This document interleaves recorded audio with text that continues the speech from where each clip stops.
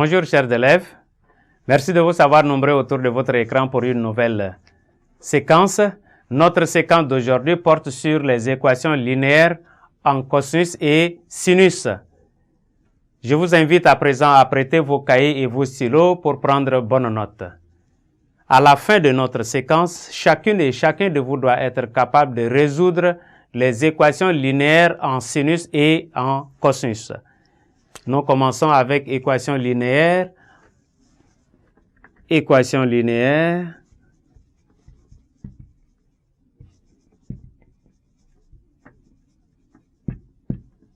En sinus x et cosinus x. Voilà. Ce sont des équations de la forme. A cosinus x plus B sinus x plus C ou bien égal à C. Ou bien on peut avoir plus C égal à 0 ou bien égal à C. Voilà, ce sont ces types d'équations que nous allons résoudre. Où A, B et C sont des nombres réels, tous non nuls. Et nous passons à la méthode.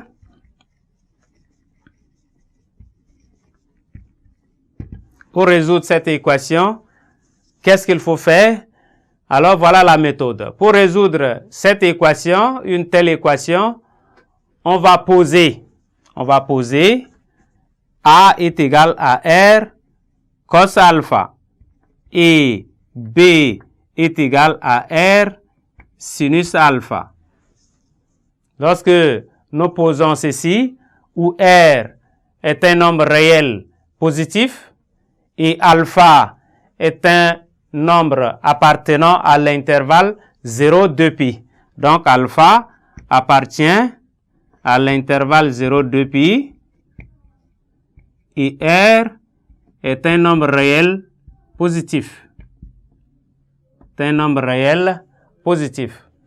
Comme A et B sont des nombres réels connus dans l'équation, on peut déterminer les valeurs correspondantes de alpha et de R. Ainsi, en faisant A carré plus B carré, on a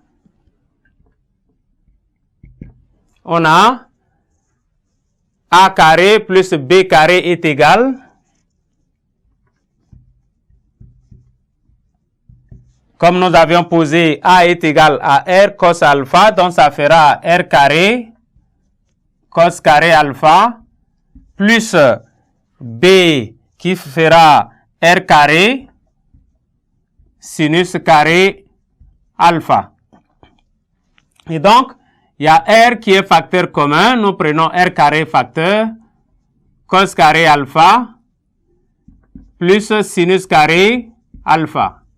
Et nous savions très bien cos carré alpha plus sinus carré alpha qui est égal à 1. Alors, on a A carré plus B carré est égal à R carré. Il suffit que R, comme R étant un nombre réel positif, dont R est égal à la racine carrée de A carré plus B carré. Voilà, nous avions la valeur de R. Maintenant, on obtient par la suite la valeur de alpha en revenant aux deux égalités précédentes. Aux deux égalités précédentes, on retrouve alpha. Et donc, on a donc sinus alpha est égal à B sur R et cos alpha est égal à A sur R. Nous avions ça. Et en portant ces valeurs dans l'équation initiale, on se retrouve avec, nous allons porter ça dans l'équation initiale. On a donc A qui vaut R cos alpha. Donc, ça veut dire on aura R cos alpha fois cos X plus B. B, ça fait R sinus alpha fois sinus X égale à C. Et comme nous avions un facteur commun qui est R, nous allons prendre R en facteur. Si nous prenons R en facteur, ça fera cos alpha, cos X, plus sinus alpha, sinus X. Tout ça est égal à C. Et nous allons tirer, nous tirons ce qui est dans la parenthèse, ce qui donne cos alpha, cos X, plus sinus alpha, sinus X, est égal à C sur R.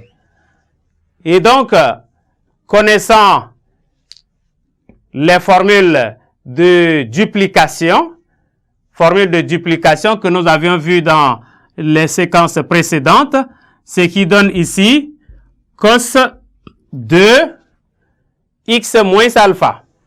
Cos de X moins alpha. Cos de X moins alpha. Ce qui donne ici C sur R. Voilà.